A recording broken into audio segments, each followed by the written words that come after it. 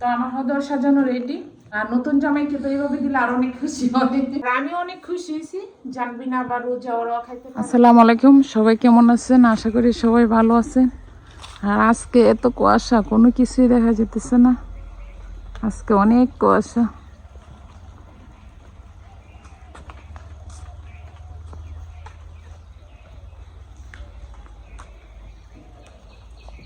তো আজকে সকাল সকাল উঠে গেলাম আর এত কুয়াশা দেখে অনেক ভালো লাগতেছে।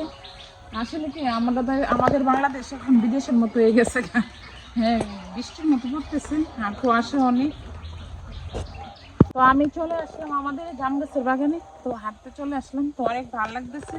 আর এই শীতের মধ্যে আর কুয়াশা আর বৃষ্টির মতো পড়তেছে। আর কুয়াশা দেখে তো অনেক ভালো লাগতেছে। কুয়াশা থাকার কারণে বোঝা যাচ্ছে যে শীত কিন্তু বাংলাদেশে কিন্তু কম। তো এখন কুয়াশা অনেক, শীতটা বেশি। আর আজকে তো কুয়াশা করছে, অনেক কুয়াশা, কিন্তু এই কুয়াশা দেখে ভালোই লাগতেছে। আর শীতের দিনেও এমন কুয়াশা থাকলে বেশি ভালো লাগে।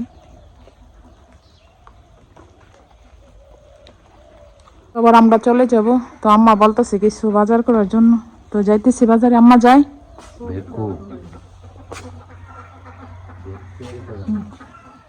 দেখতে বলু।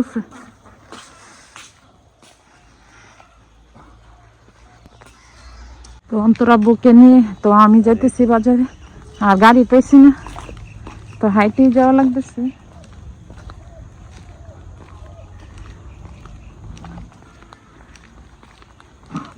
আর আজকে এত কুয়াশা। তো আজকে চলে আসলাম বাজারে। আর বাজারে একদম দেশি মাছ।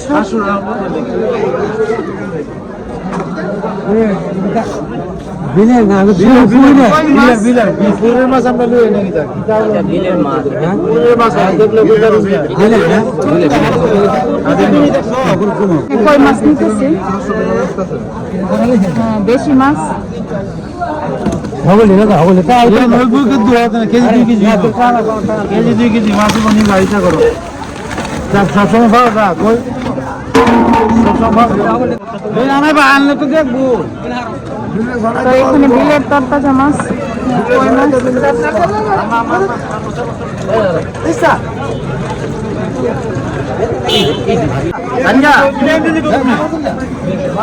তো এখানে বিলের মাছ, তরতাজা মাছ। কম দিবেন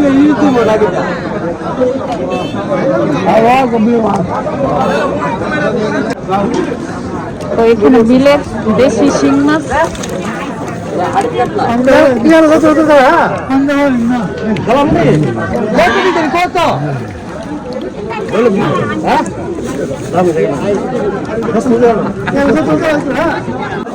আর বাজারে শীতের শাক সবজি একদম ধরা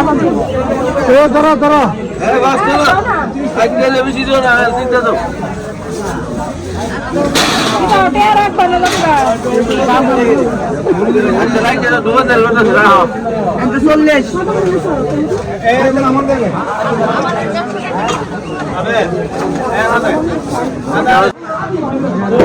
এখানে দেশি চিংড়ি মাছ একদম তরতাজা।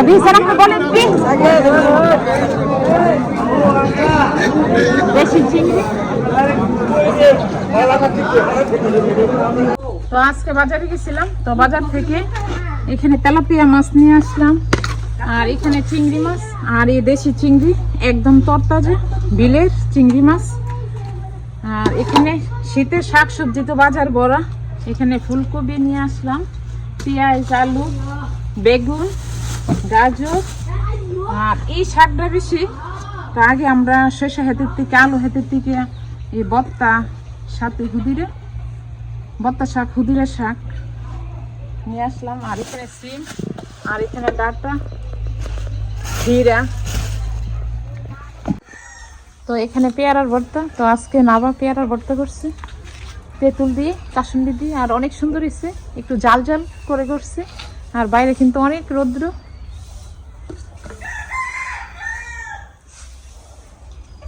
আমাদের রান্না এখানে ডাঁটা রান্না করব, চিংড়ি শুকিয়ে করে। আর এখানে মুরগ রান্না করব। আর এখানে মাছ ভুনা করব, আর বাকি মাছ দিয়ে ফুলকপি দিয়ে রান্না হবে। তো আমার এখানে তেলাপিয়া মাছের ভুনাটা হয়ে গেছে, আর একটু শুকনা করে করছি, আর কাঁচামরিচ ধনিয়া পাতাও দিয়ে দিচ্ছি। আর এইভাবে তরতাজা মাছটা ভুনা করলে সবাই পছন্দ করে। তো এখানে মুরগের তরকারিটা হয়ে গেছে, আর পাতলা একটু ঝোল করে রান্না করছি সাথে আলু দিয়ে।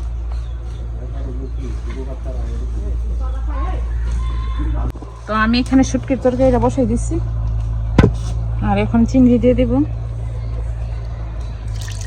চিংড়ি দিয়ে আর এমন ডাঁটাও বলে ড্যাংরাও বলে, যে যেটা বলেন।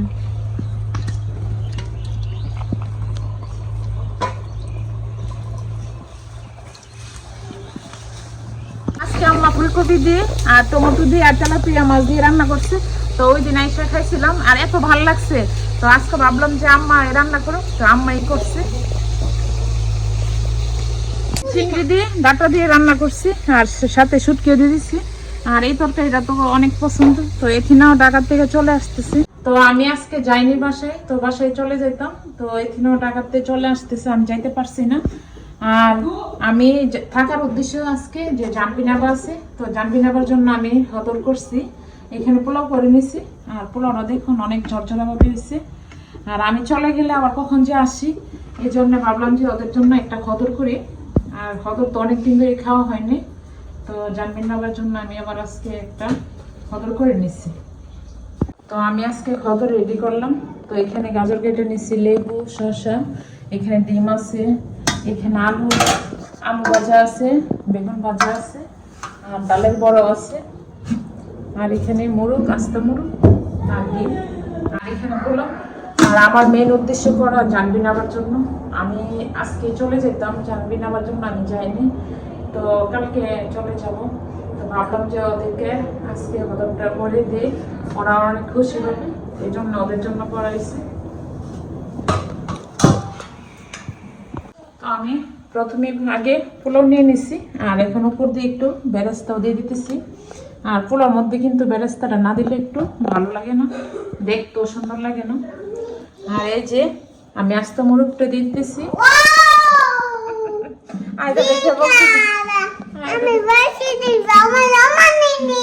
তুমি খাবে? খাবে, অনেক খুশি হয়ে দিব বাবা, তোমাকে দিব। তুমি সিটে বসবা। আমার হদর সাজানো হয়ে গেছে, আর সবকিছু দিয়ে সাজাই নিছি, তো অনেক সুন্দর লাগতেছে। আর ওরা দেখলে অনেক খুশি হয়ে যাবে, ওদেরকে আমি সারপ্রাইজ দিব, ওরা কেউ এখানে আসে নাই।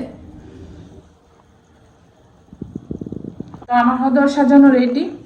আর নতুন জামাইকে তো এইভাবে দিলে আর অনেক খুশি হবে। হদর হয়ে গেছে। আর আমাদের অঞ্চলে নতুন জামাইকে দেওয়া হয়, আর আমরা কয়েকদিন পর পর এইভাবে খাই, তো আমাদের কাছে হদর হইতে ভালো লাগে। আর আয়দা দেখে তো হদর এত খুশি হয়েছে, আর আমি অনেক খুশি হয়েছি।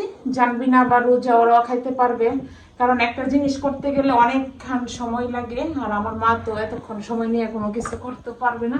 এই জন্য আমার আশা হয়েছে জানবি নেওয়ার জন্য।